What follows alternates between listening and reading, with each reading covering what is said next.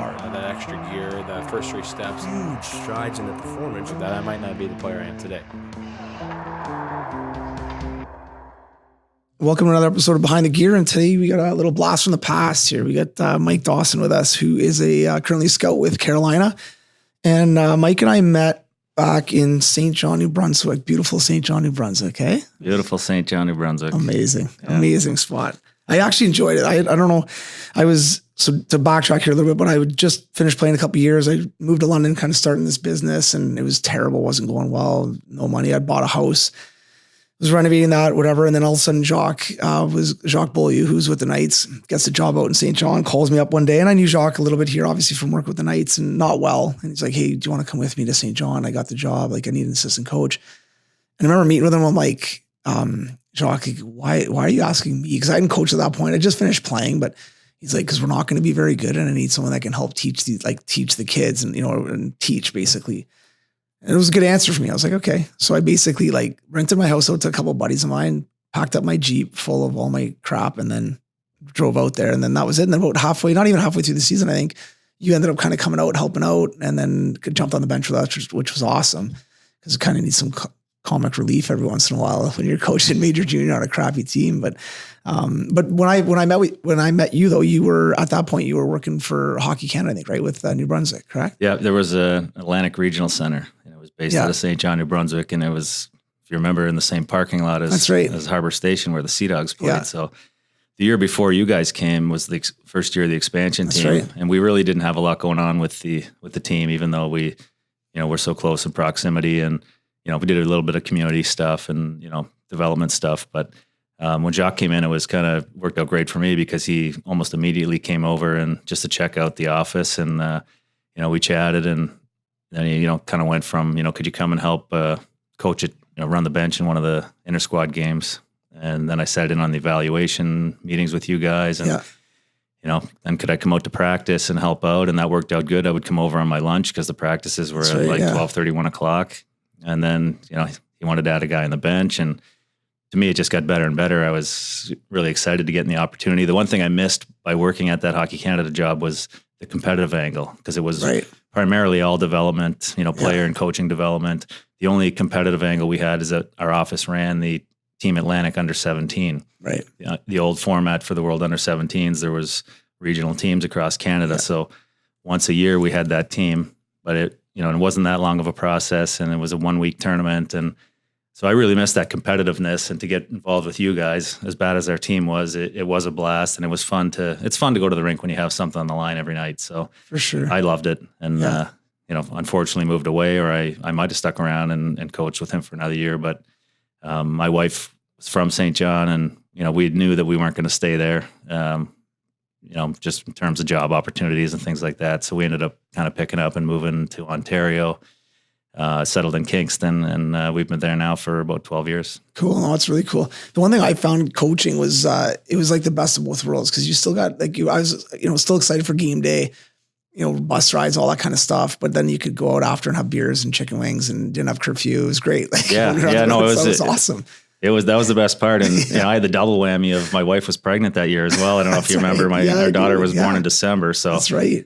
I'm eating with her, then I'm eating with you guys after the games, pregame, after game, beers on the road. It was a blast. It took its toll on me. I had to kind of whip myself back into shape after that season. But no, it was a great time. I really miss it. It's fun to coach. I don't really ever want to coach again, but I do miss that kind of buzz of, the energy of getting on the bench, and, you just get so kind of focused on that win-loss, and, from day to day. And it's a great energy that it's a lot different now, scouting, going to the rink, and, not having a dog in the fight. I don't care who wins.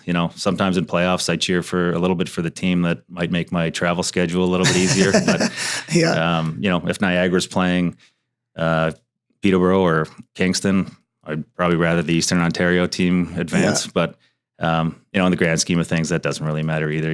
You're out there watching the games. So. Oh, that's cool. Quick backtrack though. I mean, obviously born and raised in, was it Sault? Sault Ste. Marie, yeah. Good Northern boy. There you go. Yeah. And then obviously played minor hockey there, and then got a chance to play in the O. What was it like? What was the OHL like back then? Now that you scout, you're in the rinks all the time watching major junior. What are the biggest differences that you notice now? Obviously, skills gotten better, games faster, all that kind of stuff. But is there anything that stands out here that kind of glares at you when you look, back when I guess when we played in our era a little bit to what it is now? The main thing I think is just the physical element of it. Yeah. There's no fighting basically in the OHL anymore, and there doesn't even seem to be any kind of intimidation or, I don't want to use the word bullying, but bullying can be a useful tactic in contact sports. Yep. And I think that existed a lot more back then. Things were tolerated a lot more. You had to come in and prove yourself. And, if you were soft or, shied away from things, you were going to get eaten alive in a lot of cases unless you were super skilled. So watching the game now, everybody seems to be buddies. Back then you didn't know anybody. I showed up at training camp. The only other guy I knew was also from Sault Ste. Marie, and him and I weren't buddies. So, it was kind of all alone. And, we became friends because it's just natural. But it seems like all the kids now, they play all this private hockey and spring hockey, and they know each other. And for years and years before they even get to major junior, they play on these teams together. And so there's a lot of more friendliness out there that, I watch games. I was at a game the other night, it was 6-1 after 2 periods. And the team that was getting pounded 6-1, you never would have known. No fight back. No, they didn't look angry or pissed off or embarrassed. Yeah.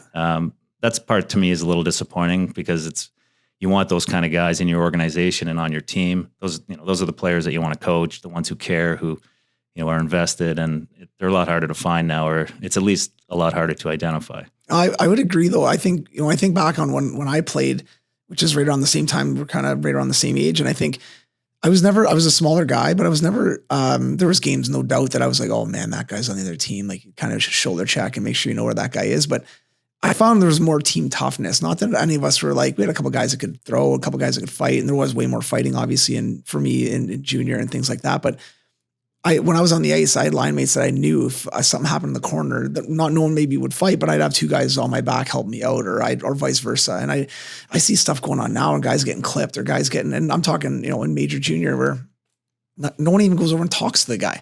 Yeah. And even just says, hey, please don't do that again. Like, there's nothing. It's just buddies laying on the ice. And that bugs me. I just had a chat with some kids that skate with us, and one of their guys got hit, and we were talking about what happened. And I was like, did any of you guys go over and tell this guy if he does that again, you're going to slash him in the back of the legs? Like, just looked at me like, no.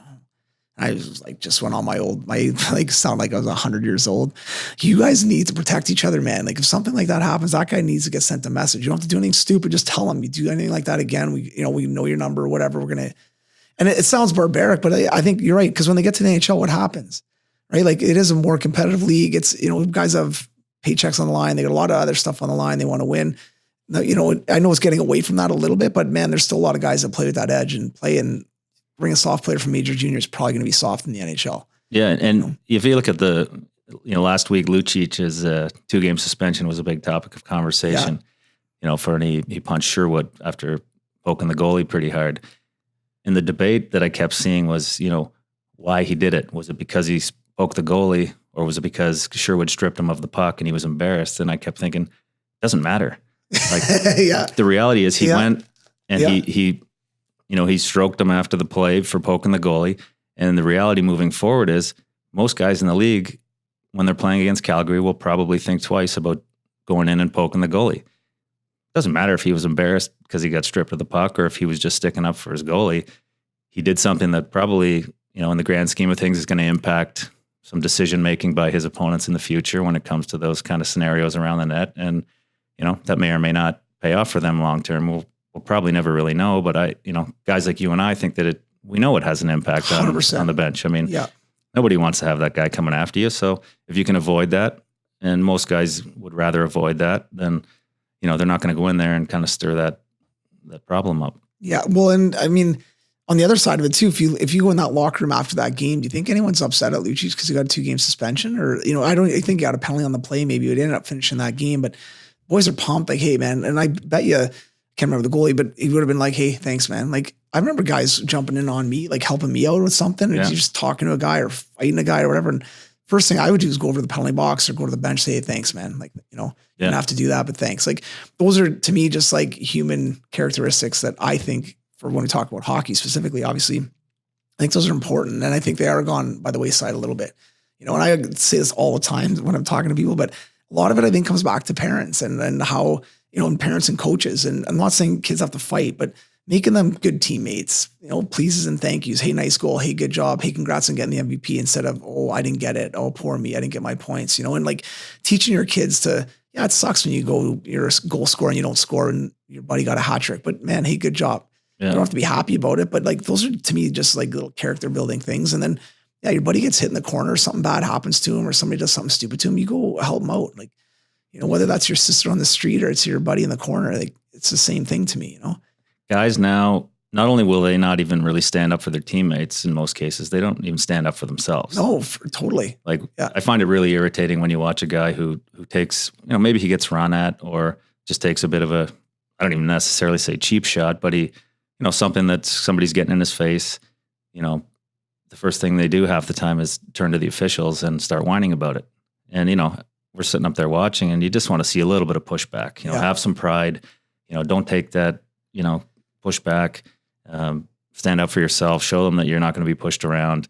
And you know what? If you're going to stick up for your teammates too, even better, you know? Yeah. Guys like to see that. The scouts are all relatively old guys, you know, 30s, 40s and up, and, you know, who grew up in an era where things were a little bit different and, you know, where there was a lot more physicality and guys sticking up for each other. And, you know, I think that galvanizes a team a lot of times. And, you know, you just don't see it as much. And to me, it's really disappointing when a kid won't even stand up for himself, because then you're just allowing guys to kind of push you around. And, you know, the more you kind of stand in there and be tough and show that character and grit, I think that makes guys better players in the big picture.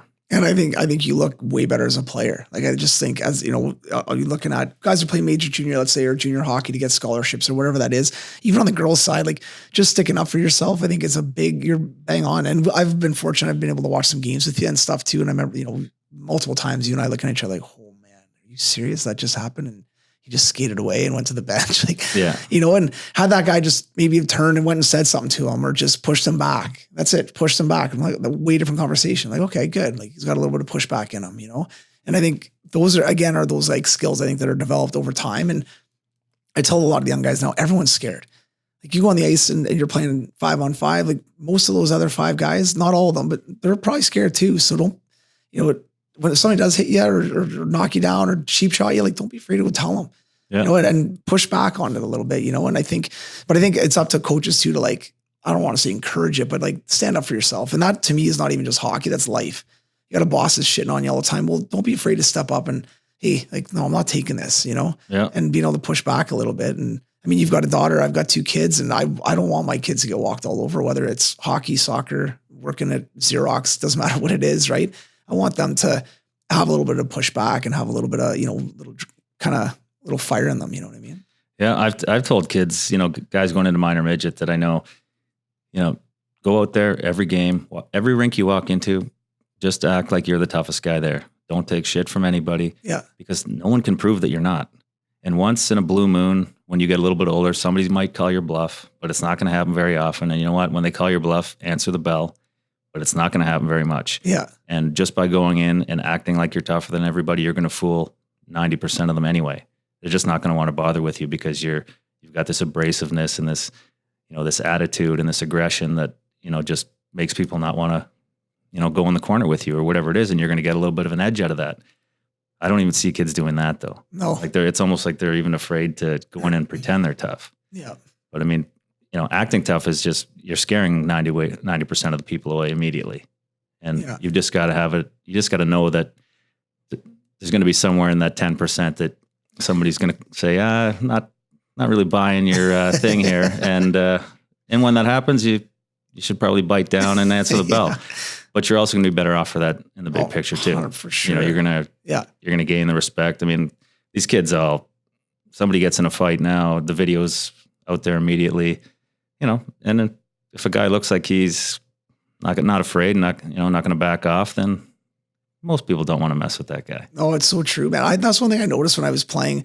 I started playing junior. I've said this before, but I'd always try to get into, like, back then it was a little bit different. So anyone who thinks I'm barbaric, it's not like that. But, and I was not a tough guy, but I try to get into like 5 to 7 fights a year if I could, like, and not hard to find them obviously. But I remember like my first or second one, it kind of, you know, spread through the league, but then guys knew that I would actually fight. So that guy that was just a talker wouldn't call me on because we'd be like, okay, let's go. And then they wouldn't want to or whatever, and you went through it too. I mean, you played a tough game and man, you got so much more respect. And a lot of guys just turned the other way, didn't want to get around, didn't want to get involved. You know what I mean? And so you actually free up a little bit more ice. You have a little bit more respect on the ice. And I found it, and you play a bit bigger too, when you know that you've got a guy in your pocket a bit where he's a little bit intimidated by you. And, I think that was a big thing too for playing a tougher style game, whether that's hitting or just going to the net hard and, not being strong on your feet and playing hard that way too.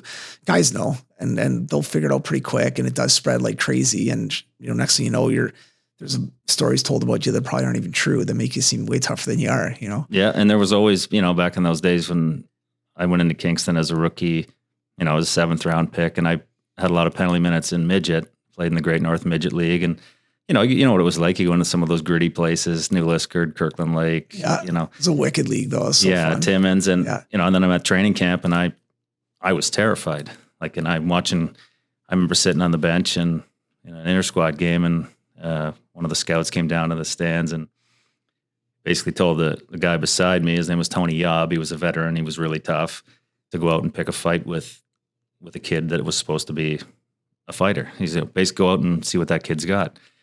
So he got up, went off the bench, lined up, and just pounded the shit out of this kid. And I was going, oh my God, I had, 160 minutes in 30 games last year in midget, and the next one's coming for me, and I'm just shaking, and it never happened. And I got into an exhibition game, and we had a guy on our team, Jamie Allen. He was an overage, and I knew who he was from when I grew up in the Sioux watching the Greyhound games, and he had played in Windsor, I think, at the time, and I knew he was really tough. And during training camp, he was bouncing at the local strip joint that the bikers ran, which he made him even scarier. For sure, yeah. And my first exhibition game was one of my first shifts. I'll never forget it, in Oshawa. He came up to me and he goes, Doss, you do whatever the hell you want, and if anyone bothers you, I'll be right there. I went, wow, okay. And, so I just instantly grew a foot.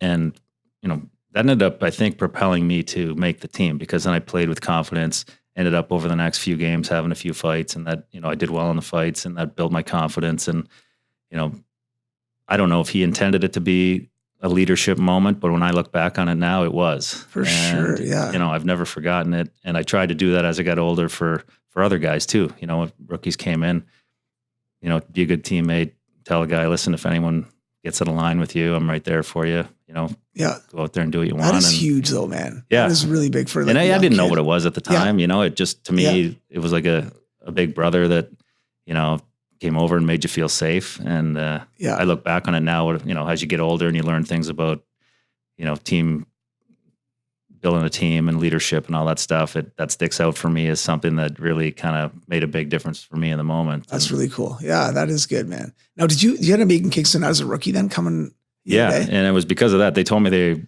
they were probably going to cut me, played the whole, like to see you play a couple exhibition games. And I at least knew at the time that was just trying to, cancel out my NCAA eligibility. But the scout who had drafted me to Kingston was legendary guy, Floyd Crawford. And he said to me and my dad, he said, listen, Mike's not playing the same way he did last year when I watched him. He said, if Mike plays that way, I'm telling you right now, he'll make this team.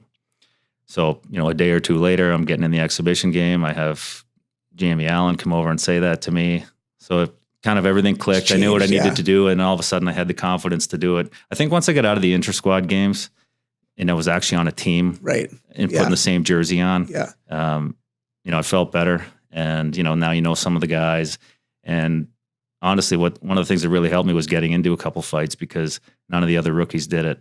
And so the older guys kind of took a liking to me, and they took it easy on me when it came to, some of the initiation stuff and things like that. And, really, gave me a little bit of an edge on the rest of the guys as far as fitting in and being treated, and in hindsight, too, that most of the older guys aren't that tough. Some of them were, but, if they think a kid's tough, then they like you better, and they, not going to be as hard on you as they are to guys that, maybe are a little softer. That's just human nature. So ended up working out pretty well for me. I was on, brutal teams there, and I didn't realize it at the time why we were bad, but I can look back now and knowing what I know now, and, wasn't very good coaching, wasn't very good, structure. It wasn't a well-run team, but Yeah. I had a lot of fun there, and it was a great experience. I think you learn so much from anything you go through. So yeah, no, it's cool.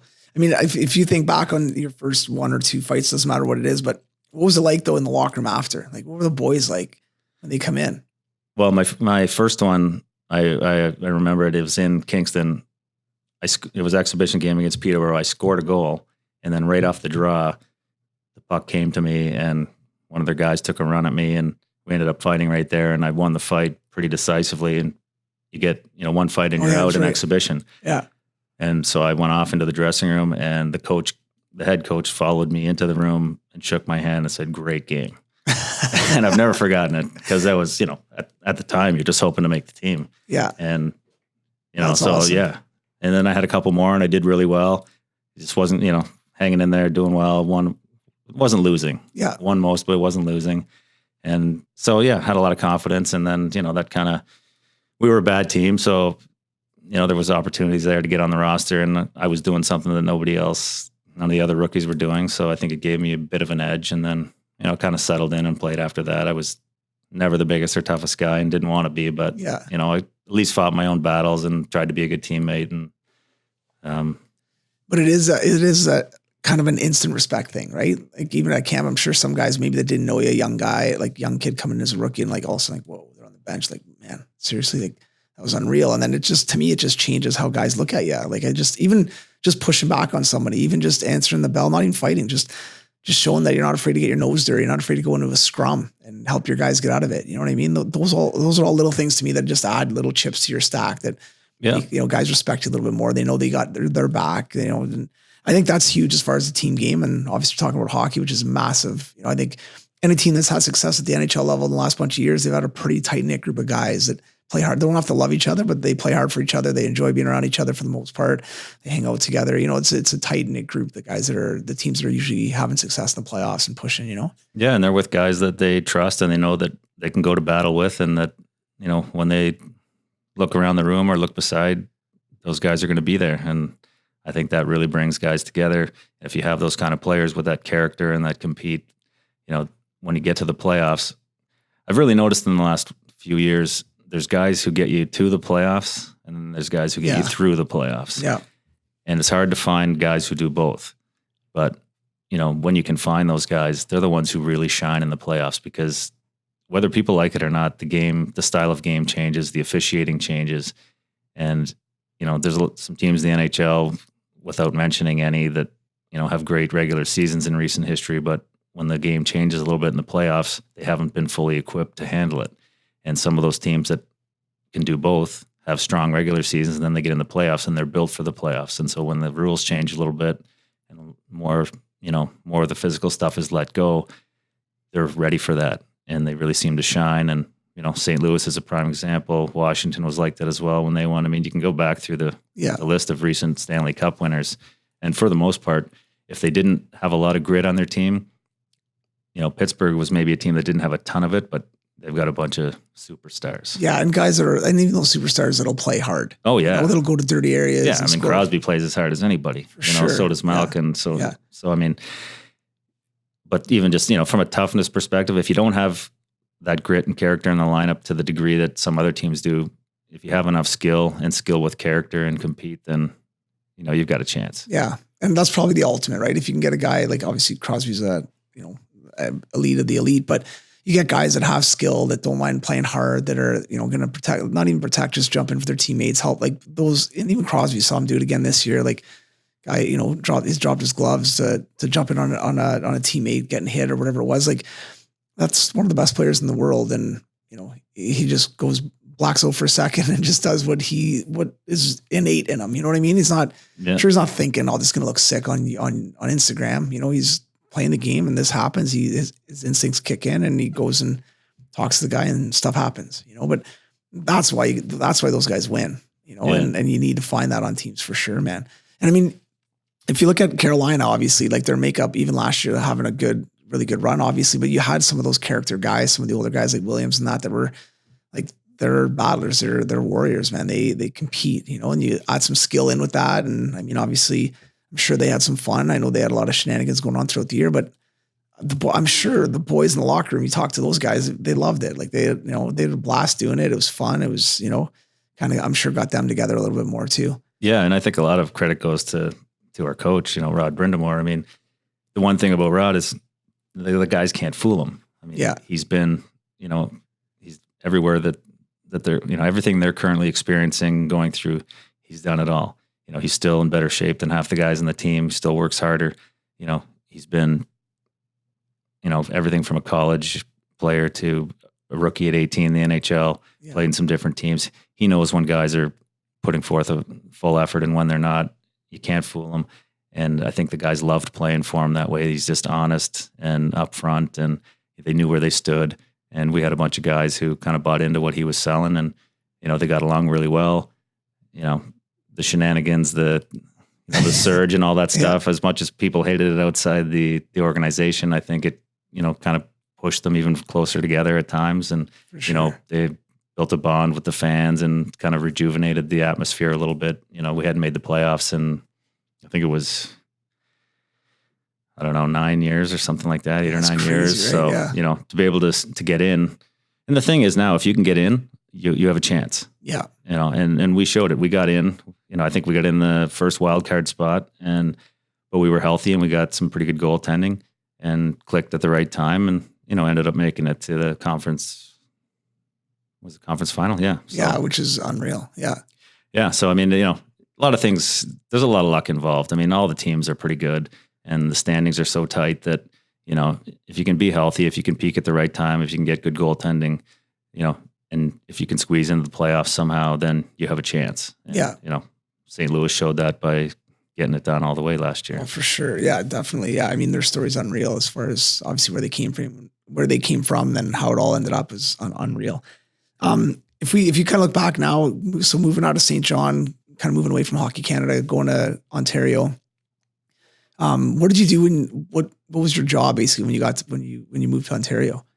Well, I got right out of hockey, actually. Yeah. I was out for a couple of years. I was fortunate enough. I had a buddy of mine living in Kingston that had a private equity investment business, and offered me a chance to work with him. And, I've got a lot of education, as you know, so I kind of started applying a bit of that. I have a master's in business, so I was doing some stock market research and analysis kind of thing. And it was fun because I got to work with a good buddy of mine, but at the same time, I wasn't following my passion. So I had a couple other jobs since then, but once I got into scouting, I got in part-time, but I kind of knew pretty quickly that, I just loved doing it. And even though I had other jobs, I would be at those jobs.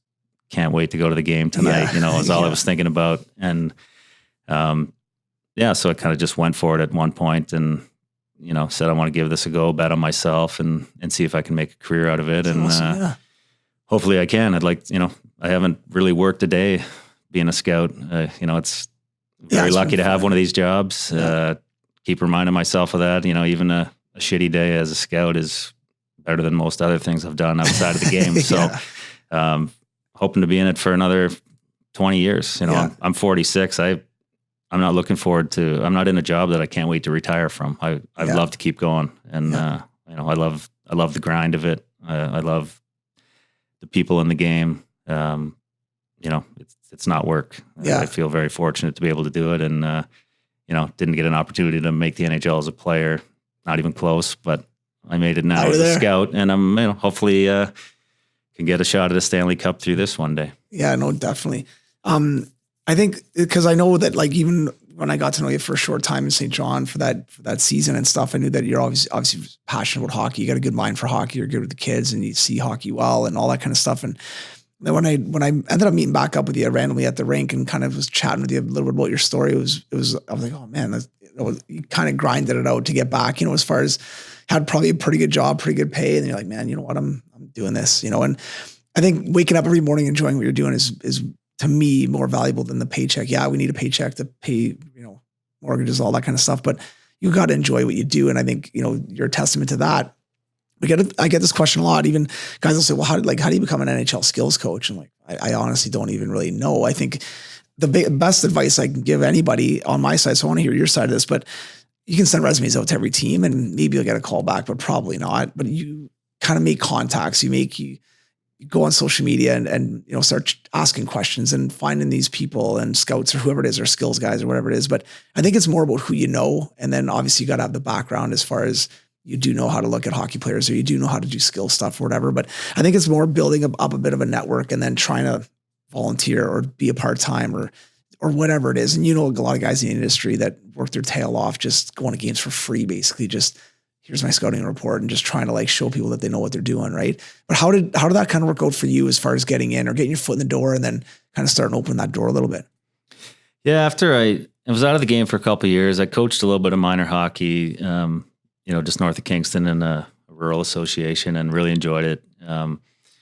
Ended up I'm cousins with Ron Francis. So the short answer is that's how I got in. And, I hadn't talked to Ron in a few years. I was running around different places, living out east, and just never crossed paths and sort of lost touch. And then we got back in touch, and probably about a year later, I decided, I was kind of in between careers again, looking for a new job. And I thought, I'm going to give this a shot, see if I can get on scouting part-time. And I started looking around at all the NHL, the staffs, from what I could gather, just sort of trying to figure out where they had guys. And I kind of looked at Carolina and thought, well, they don't really have anybody in the area where I live. I wonder if they might be interested in having somebody. And so I contacted Ron, and he was nice enough to bring me on part-time. It was peanuts money. Yeah. But I didn't care about any of that. I had a full-time job. I had a really good job selling medical devices. So I didn't need the money. I just kind of wanted to get back involved in the game a little bit. And quite honestly, the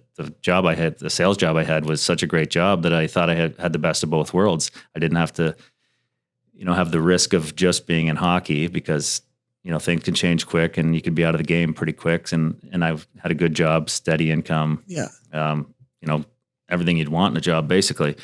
But the more I got into the scouting, the less I enjoyed the other job. And I kept wanting to kind of do more and keep going to more games. And, I just was always a little bit gun shy to go all in on the scouting. And I finally got to a point where I was making enough that I didn't need the full-time job. And I talked to my wife about it, and I'm very fortunate that my wife has a good job and was very supportive, and, said, yeah, go for it. We can make this work. And so I did, and so far so good. But to answer your question, I guess for the first few years, I don't want to say embarrassed, but I hated the idea that I got in because my cousin gave me a job. Sure. But then when you get into it and you talk to other guys, I've yet to meet anybody who blindly handed in a resume and got a job.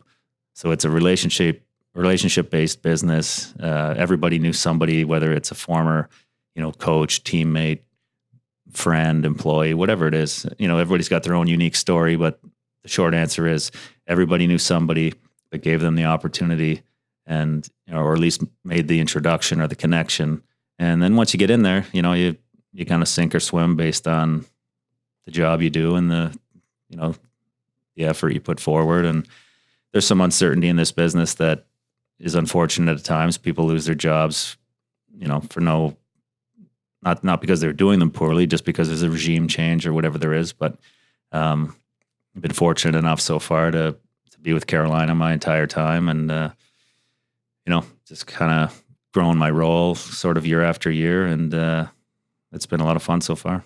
Oh, that's cool. And I think, it is always awkward sometimes to answer those questions where you're my dad or my uncle or whoever it is. But if you're not good at it, you wouldn't be there this long. You know what I mean? Or you wouldn't be in the industry this long. One thing I noticed with scouts and coaches, obviously in the NHL or at the higher levels, a lot of times when teams do restructure, or they end up getting rid of a bunch of scouts because a new coach came in or a new GM came in, a lot of those good scouts end up getting picked up pretty quick by other teams. Because, you guys are, as much as the NHL is a big league, it's a pretty small network of, you cross paths with guys all the time. And most guys are pretty friendly. Like when I see the scouts, I don't even know most of them, but a lot of them are, they're chatting with each other. One's got a Boston jacket on, one's with Buffalo. And, so I think it's kind of your own little community, I guess, as far as being in that spot. But if you're not good at it, and you're a pretty good judge of character, you talk to some guys, I'm sure, and you're like, oh man, this is so off of the way I think or how I'd scout or whatever, right? So I think, if you weren't good, you wouldn't still be doing it, obviously. And the fact that you kind of parlayed it into a full-time gig that you love, I think is awesome, But for any young people out there that are looking to get into something like this, I think the biggest advice I could give them is start networking. don't be annoying about it, because calling this scout every day to talk to him about hockey is going to get annoying. But even just once in a while, kind of getting in touch with people who are trying to build that network a little bit, go to coaching clinics, go to, try to chat a little bit and build your own resume. Like, go watch games, go see how you see the game, go see what your scouting report would be like on some young kid that may be getting drafted or may not be getting drafted, and see what happens in the draft, see where, if you're right on that 10th round or, 6th round pick, if you think that kid's going to be good, but I think you're building your craft a little bit. And obviously you probably did it by accident, just over the years, just having an eye for hockey and how you watch the game and how you watch players and stuff. And then when you get into scouting, like, I'm actually okay at this. I actually can kind of see skill and see, guys and how they would translate, Yeah, I learned a lot, even starting back to the Hockey Canada job, being a part of those Team Atlantic under 17 teams. We ran that team from our office. So that involved, deciding on who was going to coach it and this team staff, all of that. Then we'd go out and scout the tournaments and watch the leagues. And, we had to watch a lot of minor midget games because, the Atlantic team, we couldn't fill the whole roster with major junior kids. So we're watching major junior games. We're watching minor midget games, sometimes even Bantam games. I remember, the one year in particular that I was helping, I think I was director of operations, whatever, basically the GM of the team. But we had 3 underage guys, kids that went on to play NHL games. Kid Luke Adam from Newfoundland, kid Patrice Cormier from New Brunswick. Yeah. But we needed those kind of guys in order to try and field a competitive team. And, so I learned a lot through that process. That was, in hindsight, probably where I started to do a little bit of scouting. And then even with the Sea Dogs, with you and Jacques the one year, I remember, being at the draft the following summer and being on a couple, scouting a little bit with Jacques and enjoying that. And, got away from it then for a few years, but getting back into it, it's, the more you do it, like anything else, you get better at it and you find your own way and what you're looking for. But it is a really good, one of my favorite things about the business is there's a great fraternity of scouts that, guys that you get to know over the years, and, guys hang out with each other. You end up at the same rinks, the same hotels, the same flights, the same games. You end up meeting people, and like anything other situation in life, you gravitate towards certain guys, and you have things in common. And I got some guys that are, I play golf with in the summer, and I've played golf this summer. We've had a foursome with scouts from 4 different teams. Cool, yeah. And it's so when you roll into the rink, it's almost in a way sometimes like going into a dressing room back in the day. You run into guys that you like, that you haven't seen in a few weeks, that you can't wait to sit down and have a coffee with. And maybe if you're at the same hotel after, you go out for a couple drinks after or something to eat. So that to me is, one of the most enjoyable parts of it. There's a lot of really good people in the game, as you know. And, so there's good people in every business. I just think there's more in hockey. So I think it kind of suits me better for my personality. And, I enjoy kind of running into guys and made some great friendships and relationships. And, hopefully that'll continue. And, that's all part of the networking angle of it too. I hope my whole goal is to get to a level, and I don't know if I'll ever feel like I'm there, but in my head, I would love to be at a level where if I lost my job with whatever team I was with, that I could find another one pretty quick. Yeah. And I don't know if I'm there yet or not. If I'm being honest, I probably don't have that kind of level of confidence that I could find one that quickly. Yeah. But I certainly feel better about it than I did 5 years ago. So, for sure. The great thing is, you don't have to be phony in this business to network, and because there's great guys and great people. So they're fun to talk to, and it's fun, and people do help each other. Nobody gives each other sensitive information, but the reality is no one really cares. I can talk to another scout. I don't care what he thinks of a player, and he doesn't care what I think, because we both think we're a better scout. That's just, everyone's a type A personality. Yeah. So we don't even talk about it. We'll talk about the game, but a lot of the time it's just normal stuff, and you just find good people that you like hanging out with, and it makes things great, because you're on the road a lot of times by yourself and sometimes for long stretches. So it's fun when you can be at games or at places with good guys. Yeah, for sure. And I think like any business, I think hockey, it does have a lot of great people, don't get me wrong, but there are still those guys out there that are, always have an angle or always have something, you know what I mean? And that's something that even like, on the scouting side, I'm on the skill side. Like, I'm never going into a team to work with a team thinking, man, I think I'd be a really good assistant coach, and like trying to get that assistant coach's job, or maybe that'll happen one day. I don't know. Like maybe it'll happen where there's a job that comes up that I could maybe jump into. Great. But I like to stay in my lane. I like to do what I do. I enjoy that. And if other things parlay in it, great. But I try to be as honest as I can and, as forthcoming as I can with with whatever information I have or why I'm doing what I'm doing or whatever that is. And I think for scouts too, or coaches or whoever's out there, I think being honest and just doing what you do and being the best of what you can, like, just kind of stay in your lane, I guess is the best way to describe it. But I think it's hard to find, consistent people like that are, always going to be, that don't have an angle on stuff. There's a lot out there, but there are always, you always got to kind of look over your shoulder and make sure there's not that some guy coming up or some, girl coming up trying to angle something on you or doing something like that too. You know what I mean? That's the unfortunate part of any business, obviously. And being that it's very athletic, there's a lot of type A personalities. There's a lot of competition. Obviously, everyone's trying to win the Stanley Cup. So, when you get up to that spot, sometimes it does get a little bit tricky and a little bit dicey with, some of the characters that you cross. I'm sure, Yeah. And it's, for the most part, that gets sniffed out pretty easily. Yeah. And you just kind of avoid those guys, or you kind of have them in the small dose category where, you don't spend a lot of time with them, or you don't really get into anything too in depth with them. I think that's one of the good things about being, guys like you and I have played hockey our whole life. We've been in dressing rooms. You've been around the game long enough that, you can point out a fraud pretty quick. Yeah. And there are a few imposters around that, I don't want to say they shouldn't be scouting or shouldn't be in the game, but, I know they wouldn't have fit into a dressing room. And to me, that's a big difference. Those aren't necessarily, the game's evolving. So I get that, I don't necessarily want to refer to them as outsiders, but there's more people who haven't been coaches or players or managers or, had a history of involvement in the game their whole life, at various levels, like say you and I have. So, but they have things to offer at times coming into the game, and it's interesting. You can still learn from everybody. For sure, yeah. But yeah, on in terms of personal relationships and trusting people, I think, I revert back to, the dressing room kind of vibe, and, it's pretty easy to figure out in a hurry who you trust and who you don't. And, there's guys who want to, I'm ambitious in this business. I mean, I like every opportunity I get to get more responsibility, and I would like to sort of continue in that direction, but I'm not looking to slew foot anybody to get to the next spot. And there's guys out there who are trying to climb and will run people over to do it.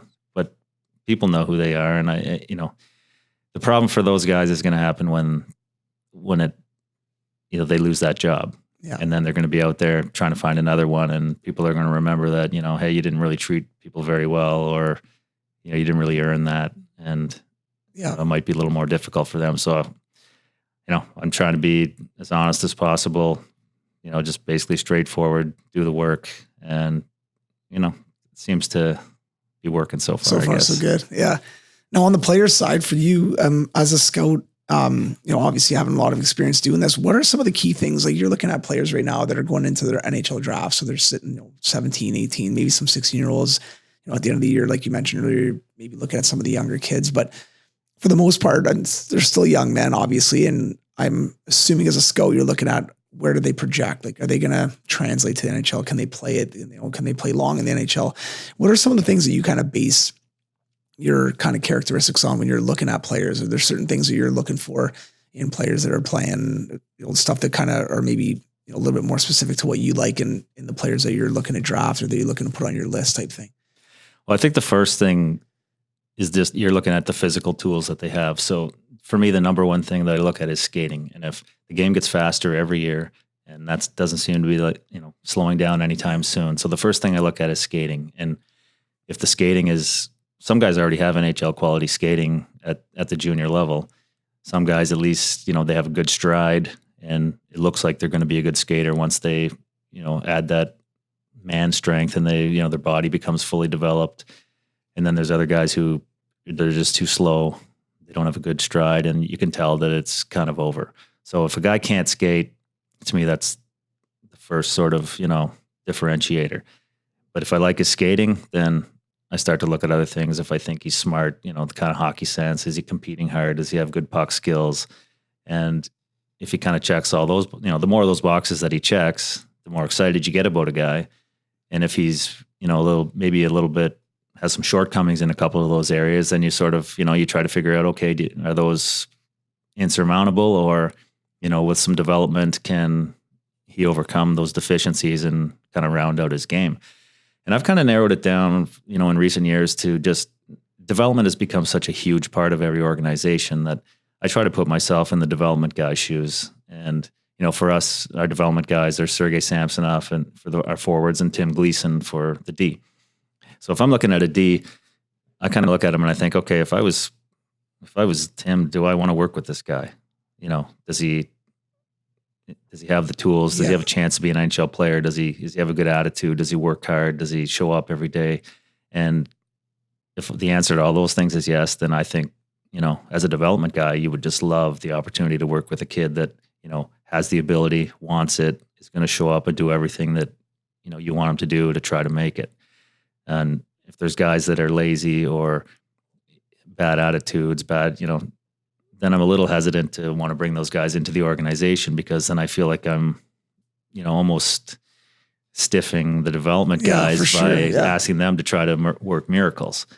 And so, I've tried to look at it that way. So I guess, short answer, skating's the number one thing. And if you can skate, then in a perfect world, you'd have great size and you'd have great compete and you'd work hard and, great puck skills and all that stuff. But, most guys don't have everything. So you look for as many of those things as you can. And if you once you comfortable with all the physical elements, then you're trying to dig into, the character and the person and the family, and, interview them and find out what you can about them and talk. I've been fortunate over the years, especially through the Hockey Canada job and some of the different, involvements in the game, to know a lot of people. And every now and then it works out great where you find out that, somebody, coached this kid in Bantam, and, so you can really kind of piece together a nice kind of body of information that then the more you have, the more information you have, the more comfortable you are making a decision on whether or not you'd like to bring that kid into the organization. Yeah. No, well, I think the skating piece obviously is massive, man, for sure. How much homework do you do on guys? Like, will you, let's say you really like a player and maybe he's not projected to go in the first round. Cause I think most of you scouts know who those top 20, 30, 40 kids are going to be. They're probably on everyone's list, right? And maybe even beyond that a little bit. But when you're looking at other kids, maybe a later kid who you think, man, this kid's got real potential, I like him. How much homework would you do on him? Meaning, would you often pick up a phone and call someone who maybe, worked with them, coached them, like you said, in Bantam, or maybe is, a skills coach who he's going to an academy a couple of years ago, who the guy is, you're going to call and see what type of kid is. But do you often do that, or do scouts often do that where they will pick the phone up and call? Yeah, I think it happens all the time. And I think you probably wouldn't find an organization in the league now that doesn't do that, to varying degrees. But, there's too much money involved now. And, draft and development is so important with the salary cap that if you're not bringing guys through your organization and have them under control for a few years and, can kind of build up your pipeline, then you're really handcuffing your organization, because it's not feasible to go out July 1st and sign a bunch of guys and have a competitive team. So it's just the draft and the development has become so much more important that, it's mandated essentially, I think, in probably every organization to just dig in, find out whatever you can, and the more information, the better. So if you can talk to the bus driver, the billets, the high school teacher, and things just come your way sometimes. People like to talk. People find out you work for an NHL team. They want to tell you something that they've heard or they know, and sometimes it's credible information. Sometimes it's not. But it's our responsibility to try to get to the bottom of it and put together a body of information about a kid that kind of helps you make that decision whether you want to bring them into the organization or not. So in a perfect world, you know somebody that knows the kid. Sometimes it's harder to find information on guys, but every now and then there's a guy and you happen to know a whole bunch of people that are familiar with him from a bunch of different avenues of his life. And then you talk to as many of those people as you can. And it's, you get a pretty good idea. Now at the same time too, you don't want to really hold a kid too accountable for how he is as a 17 or 18-year-old. I mean, there's certain things that, you don't mind dealing with. Obviously anything criminal or, really offside is you just delete a guy. Don't want to bring him in the organization. But, if a kid's a little bit lazy or, a little bit, has some deficiencies in his game, for example, but, those are things you can work on or they can be coached, then, that's the job of the team to kind of have the resources to be able to bring the kid along and improve him in those areas. And, you just want to bring a guy into your organization that's willing to do the work. So, when you meet kids and they just can't wait to get in the gym and they can't wait to get into the room, they love hanging out with the guys and they want to be a hockey player. Those are the ones that get you excited that you want to have in your organization. I always kind of say there's guys who play hockey and there's guys who want to be a hockey player. And there's a big difference. I mean, I play hockey. I play beer league hockey. That you're not a hockey player. You're someone that plays hockey. The hockey player lives a certain lifestyle because they're trying to make a career out of it. And that involves sometimes a lot of sacrifices. So especially at the teenage years, it's tough for kids to stay in on a Friday night because they've, they shouldn't be going to a party or out drinking with their friends because they got to work out the next day at 8 a.m. But, those are the ones that ultimately break through. And, they figure out that the sacrifices of the teenage years end up being paid back tenfold for them, in their 20s. Totally. Yeah, for sure. So you avoid the cute girls when you're 17 at the high school party because you're focused on hockey and working hard. Then you're hanging out with supermodels 5 years later with millions of dollars in your pocket. Yeah, way better. Yeah. Yeah. So, it's tough for kids. I mean, we've all been through it and there's a lot of distractions and you always think you're missing out on things. But the good thing for kids now is there's so much information out there and so many guys that are willing to share their experiences and help guide some careers that if a kid really wants to buy in, then there's really nobody that can't make it. Some guys might have to put in 20-hour days. Some guys might have to put in an hour and a half a day. But if somebody wants to do the work and educate themselves, and I think, honestly, any young kid listening to this, you can make the NHL. You just need to figure out how much work you have to put in and how much you're willing to sacrifice. I do not disagree with that. I think that's bang on. And I think, you talk to any young kid, any young kid who plays hockey right now, hey, what do you want to do when you're old? I want to play in the NHL. Awesome. And I'm the first to say, man, I don't know, that may happen. So yeah, keep working hard. But to your point, I think a lot of the kids nowadays don't know how to work hard. They shut it down early. They're, when they start to sweat too much, they're breathing heavy, they're done. Where again, us as parents and coaches, we need to push them a little bit and show them what hard work is. And, aside from telling them old stories about how hard we worked, we gotta help them learn how to do that. Because I think you're right, man. There's so many resources out there right now that if you're a good kid and you're willing to put the time and the work and the energy into it, there's a lot of opportunity. Maybe you won't play in the NHL, but maybe you get a chance like you did to play in the O or go to college or play in Europe a little bit or whatever that is. And I think if you can push the game as far as you can and make a little bit of living or travel a little bit with it, it's amazing. If you make the NHL, then that's unbelievable, obviously. But to your point, man, if you're willing to put the work in and get around the right people that can help navigate you and push you the right way, I think I'm not saying it's easy, but it's doable for sure. Now you have to have some natural ability and maybe a little bit of athleticism in the family, but I don't think, I think it's definitely doable for sure. Yeah, those things definitely help. And even back to your question earlier about how does somebody get into scouting or development, I was very fortunate to have a little bit of, playing background. I mean, I didn't play in the NHL, but at least played major junior, played some minor pro, played CIS, and worked the Hockey Canada job and had been with the Sea Dogs and, fortunate that I had a connection to give me an opportunity to get to the NHL. Well, if you don't have that connection, but you want to get into scouting, you may have to start scouting at lower levels. Maybe you're scouting for a junior A team or an OHL team, major junior team, whatever you can get into. But, it's getting that experience and getting those reps and learning the game and,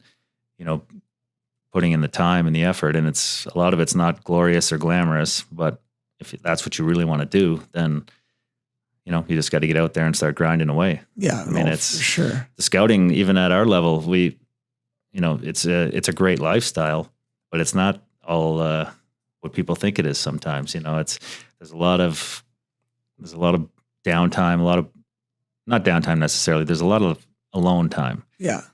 I always say to people, if you want to be a scout, you have to be okay with being alone and you have to be okay with traveling and driving and being in your car for hours on end by yourself. I'm very fortunate. I'm alone a lot, but I'm never lonely. So I like being in the car by myself. listen to whatever I want to listen to, make some phone calls to whoever I want to talk to. I don't mind being in, traveling alone, being in hotels. There's, for whatever reason, there's part of it that I kind of like a lot of that stuff. So it's difficult on the home front at times, but, you also have to have, I'm very lucky that my wife and my daughter, I mean, she's 12, but they're supportive of what I do. They get it. They understand it. They know how much I love it.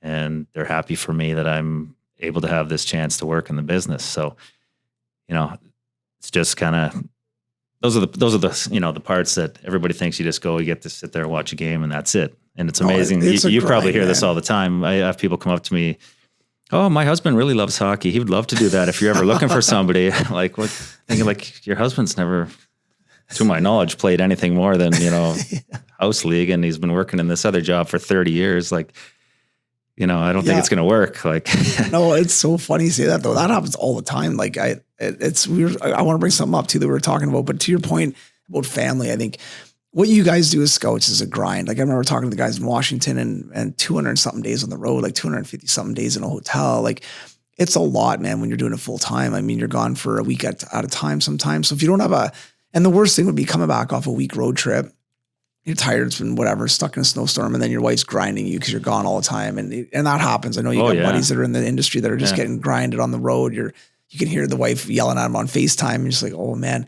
And I'm saying my wife is amazing and very, very fortunate. I've never come home to her mad at me because I'm gone, which is unbelievable. But that's another part of it. If you're going to get into something like this, I think you got to be aware that, man, you could be on the road, depending on where you live and where you're traveling, what area you're covering. I mean, you're covering basically all of Canada. So you're gone a lot. You got a good hub as far as like games around you sometimes, but you got to go to Quebec, you got to go out to BC or out to Alberta. And that's a lot, man, for sure. Yeah. I don't travel any more than any other scout does, at least who cover the same territory I do. But I'm sitting right now at, November 11th today. I've been in a hotel 120 nights this year already. And I'll have another 25 probably before the end of December because this is, a busy time of year. That's just the nature of the beast. That's no different than any other scout out there.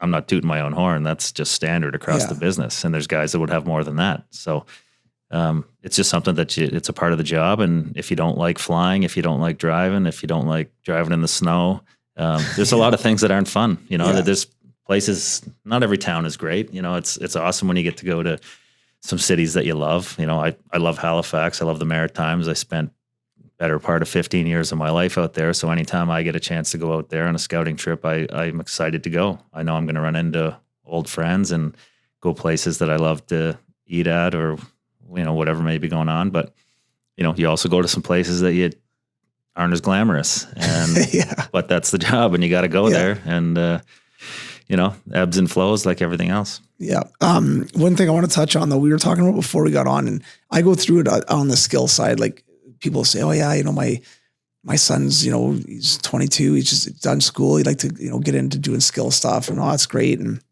then you get the odd dad who's like, hey, if you ever need a hand, like I'll come out and give you guys a hand. Now with young kids and stuff, no problem. That's great. But we start getting into like older, like you're not scouting Adam hockey players for a spring team. Like you're scouting, future NHL players.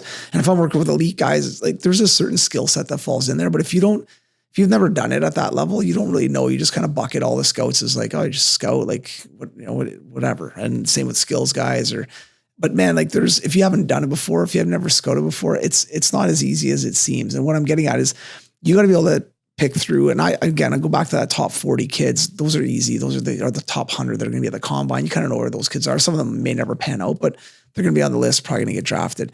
I think where you guys hang your hats on a lot are picking up those kids that in the later rounds. Like if you can get a kid at a 5th round or 6th round or 7th round that translates and plays, it's unbelievable. Do you have any guys over the last bunch of years where you kind of have really liked a certain kid and it fell into place? Because a lot of times you might like a kid, but you don't have a pick that can get him, or he's already gone, or it just doesn't work out. But have there been any kids that, and I know other scouts on your team would probably like this kid too, but is there anybody that you kind of fell for and you're like, man, I really want this kid, and ended up getting him and kind of it did pan out and ended up being an NHL player? Like I'm sure there's a bunch, but is there anybody I should say, I'm sure there's a bunch in the overall NHL draft that you liked, but is there any with Carolina specifically where you're like, man, I really really like this kid on the list, and I'd like to see how he works out. Yeah, it's funny. I'm 8 years in now, and it takes a few years before you see any sort of fruition. For sure. You know, because your first year, you're watching kids that are 17, so they're not even going to turn pro if they even get a contract for another 3 years. And so at that point, you're 4 years into scouting before you have any idea whether or not the guys you saw in your first year are players or not. So probably, you know, one of the, I guess the immediate name that comes to mind for me would be on our team in Carolina would be Warren Fogle. You know, when I first started scouting, I was part-time, just kind of because I had another full-time job, didn't really travel too much, mostly just Ontario and a little bit of Quebec League. And I remember seeing Warren, he played at St. Andrews, and we had, you know, our whole staff, or probably 5 or 6 guys on our staff had seen him, and probably some guys more than I had. But I remember liking him as a player, and then we ended up getting him in the draft. And, you know, so when you're always excited when somebody gets drafted out of your area. For sure, it's you know, it's a bit of a reflection on the job you've done, that at least they kind of, you know, the organization's buying into believing your reports, and you've obviously makes you feel like you've done a good job scouting, put it that way, that, you know, the team was confident enough and, you know, to pick a guy from your area. So, you know, he's probably the first guy that kind of broke through for us that, you know, I kind of took a little bit of extra pride in seeing, but, and he's a hell of a player though, man. He's good. Like, he's fun to watch. He obviously good, like legit NHLer, which is awesome, you know? Yeah. Yeah. So, you know, it's just this other guys now, they're kind of making their way. One of the, you know, we picked a kid from Peterborough, Stephen Lawrence, a few years ago, who was a real late bloomer. He got passed over in his first year of eligibility. And I remember seeing he got drafted to the OHL. He was 5'7", I think, and 140 pounds or something. And, you know, 2 years later, he was,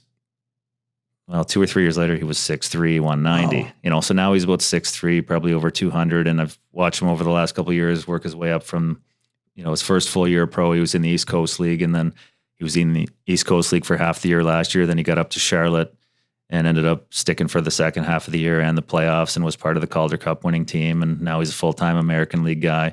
So it's, you know, I kind of get enjoyment watching guys like that, late bloomers who, you know, just because physically they were immature at the same age as other guys, got passed over. But now that everything's sort of physically coming into place for him, he's probably still hasn't really hit his potential. So I think that's kind of fun to watch, to see where a guy can end up taking that. Yeah.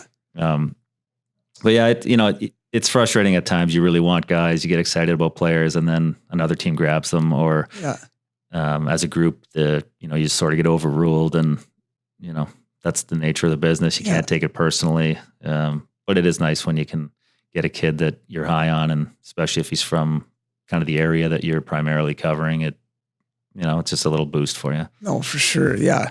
And I think like those later bloomers, I think are the ones, like, as a player, sometimes you're at 16 years old, you're not ready to get drafted to the OHL. You're just not developed yet. You haven't even hardly hit puberty, and it's frustrating for sure.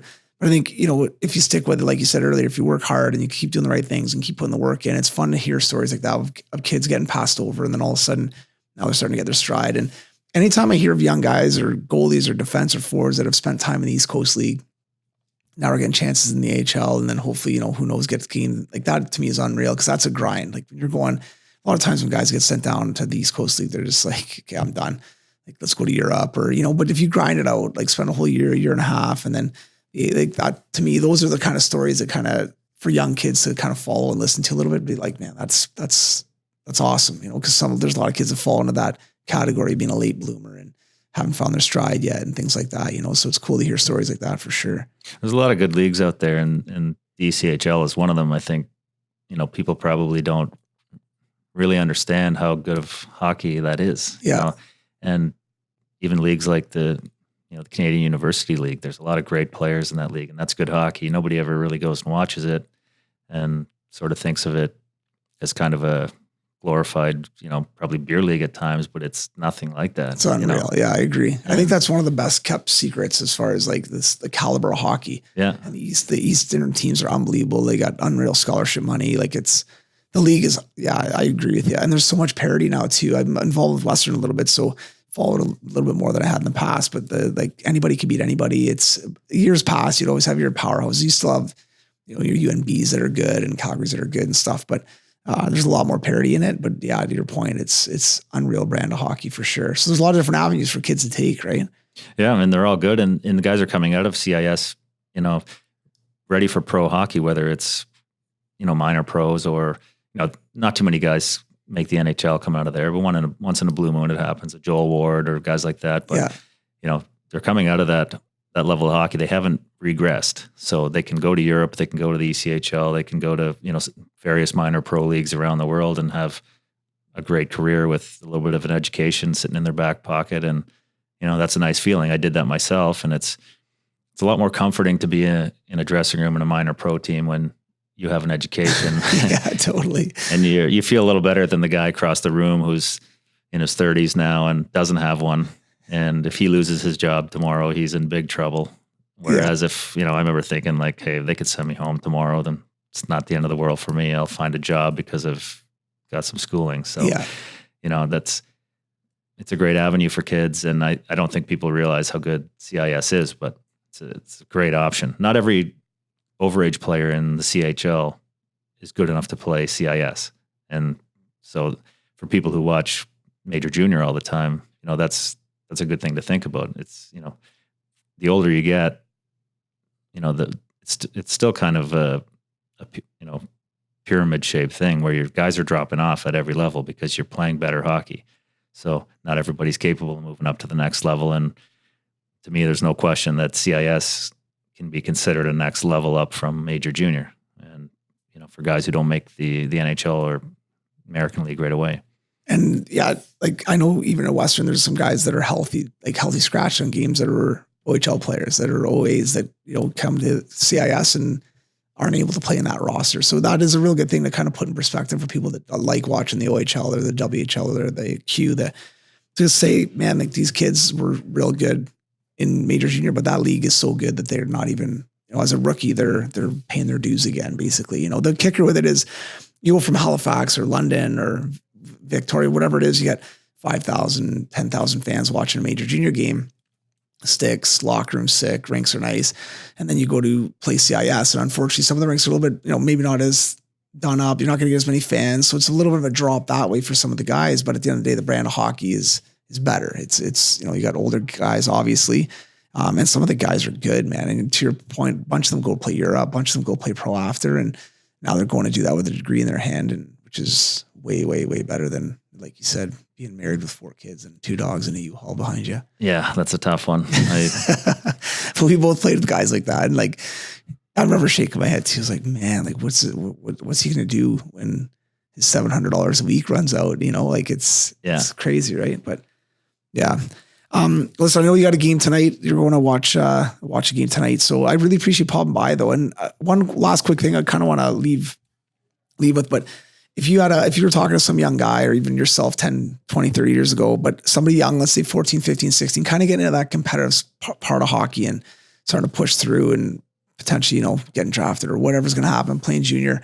Are there any like 1 or 2 or 3 things you would really tell them to kind of really focus on? Like, is there the mental part of the game or playing tougher, or things that like for you as a scout, when you're going to see him in 3-4 years, like tighten this up before you get to this level. That's going to make my job way easier as a scout and hopefully your career a little bit better.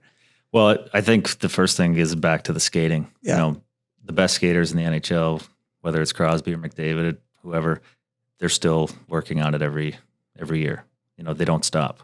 And I don't think anybody can afford to stop trying to improve their skating, because the minute you can't keep up, you're pretty much finished. Yeah. You might be smart enough sometimes. Like Justin Williams is one of those rare examples where he's not wasn't the fastest skater, not even close. It's probably the weakest part of his game, but he was so smart and competitive that he was able to compensate for that and still be extremely productive and impactful in a game. So the first thing would be skating. Another thing I always like to say to kids is, when you sit around and watch a game on TV, whether if you're watching Hockey Night in Canada or you get to go to a Knights game, or you're watching future NHL players, but even more importantly, watching an NHL game on TV. To me, there's a difference between watching it as a fan and watching it as a student. And I have to watch games as a student because I'm evaluating, I'm looking for players, trying to make decisions. And I think for kids, if you're 14 years old, 12 years old, and you're a right shot defenseman, and your favorite team's the LA Kings, well, then when you watch Drew Doughty out there, don't watch as a fan. Watch how he plays. Like, try to learn something every time you watch. And I think there's too many times people sit around and they got their pop and their chips and they're having fun and they're cheering for their team, but they miss the opportunity to really zero in and, look at the decision making and look at the different things they do. And, there's an opportunity there to watch and learn and then try to implement some of those things maybe in their game. That would be a big one for me. And I think, another one would be just surrounding yourself with the right people. There's so much information out there. Listen to the people who have a proven track record, who know what they're doing, who want to help you, make the necessary sacrifices now so that, you're ready and in position to be a successful player later. If you can't have your cake and eat it too. I mean, it's just too competitive now. And if you're not doing the work, somebody else is, and you don't want to get left behind. So I think I wish I knew at a younger age that, sacrificing a few things, socially or, in the fun department would, I didn't realize at the time it would have been so detrimental to my development, and I look back on it now and I know why I didn't make the NHL. And in fairness, I think it puts me in a good position now to evaluate, whether or not a guy has a chance to make the NHL, because I tried and I didn't get there. And when I look back and reflect on it, I know why I didn't get there and I know where all my shortcomings were. And, so even though I didn't get there, I think I have a pretty good idea on what it takes to get there, even though I never physically made it myself. So I think making those sacrifices, and, if you really want to be a hockey player, if you want to play hockey, go have some fun. Do you want to be a hockey player? Then buckle down, treat it like a job. I would never tell anybody to not have fun at it, because if you're not having fun, then you're not going to max out your potential. But, make the sacrifices, put in the work, get comfortable being uncomfortable, and do the work that, nobody else is willing to do. Go that extra mile, do that extra rep, and, it's going to pay off in every way down the road. No, I think it's huge. I think those 3 points are massive. I think those are nice, because they're not like, a lot of times when I'll ask those questions to other people, which is great, and they'll give me more skill answers or more mental side of the game, which is a big, big piece of it too. But watching hockey the right way, like as young kids, you can always watch it as a fan and enjoy it and have fun. But as you're getting older, I think the way you're talking right now is really important, because I think it's for those serious kids that come to you or come to me and we're just chatting and they're like, I really want to play in the NHL. I go, well, how bad do you want to play in the NHL? No, I really want to play. No. Like, how bad? Because if I tell you to eat that hockey puck, you got to eat that hockey puck. If you know what I mean, whatever it takes, are you willing to do whatever it takes? And everyone will say yes. And then when you start going through the process, half the people will not do it, or more than half, right? And I think if you're willing to go through that process and work and put the work boots on and do, there's a story when John Tavares was here in London. He was only here for a bit, but at the end of practice, everyone would get undressed quick. It was a Saturday night. They had Sunday off. Everyone would get dressed, jump out, start, go see family, then go out to, go dinner and obviously go have fun. And I remember hearing that, John Tavares would be in there doing squats and stretching and stuff like that. And some of the cool guys were like, oh, this loser, I would kind of joke him, but what it's like in a junior locker room. And I remember thinking, I'm like, you guys have it all wrong, man. This guy's doing the right things. Not to say you can't go out and have fun. 100% you can, but he's doing the right things. He's getting made fun of right now or getting joked around about. But he's the one who's going to end up probably playing in the NHL. And I know some of these other guys never had a sniff. But and then now you fast forward and look where he is right now. But he's one of the guys that put himself in uncomfortable situations, to be good, to be the best. And it's paid off. And I bet you there's 100 other stories like that of guys currently playing the NHL that were like that missed that party on Friday, or missed that, didn't go to graduation because they had something going on, or they had training in the morning, or whatever it was, right? And I think it's huge to just be different. If you want to play and you want to try to push hockey as hard as you can, then you have to make some tough decisions, and that hopefully at the end of the day will pay off and give you some success down the road.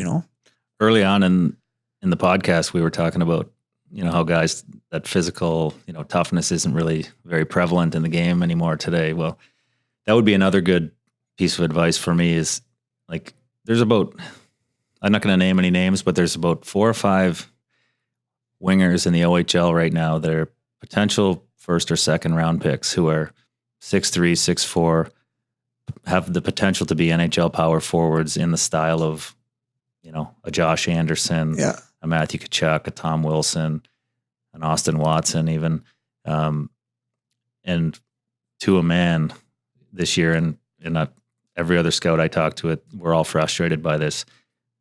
They're playing like they're 5'9", 160.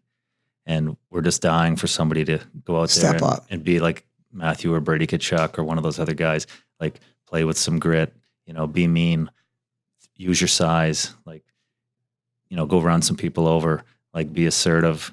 And it's really disappointing when they don't. And it's so hard to find now. Like every team would kill to have Tom Wilson on their team. And, nobody plays like that. So you want to separate yourself from the pack. If you're a big guy and you can skate and you got some skill, add in that physical element. Go out there and be a presence and bump into some people. And all of a sudden now, not only are you one of 5 or 6 guys that's 6'3", 200 pounds with some skill, you're the only one of that group that plays physical and shows a mean streak. And scouts love that. And coaches love that. And GMs love that. And fans love that.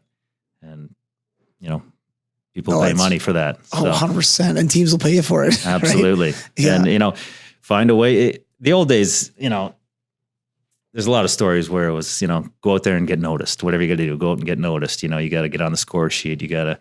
That's why there used to be so many fights at training camps and it used to get out of hand because guys just wanted to, show that they were willing and able and, make somebody look at their sheet and say, oh, who's that guy?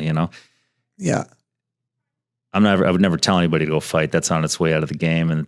But go out and be physical and, it still impacts a game and it still makes a difference. And even if you're not totally comfortable with it, find a way. Because a lot of these guys, Josh Anderson was not like that when he first came into the OHL. No, not at all. I don't know. I don't think Austin Watson was either. Like there's plenty of stories over the years. If you really want to find a way to get there and you really want to be there, take yourself out of your comfort zone a little bit.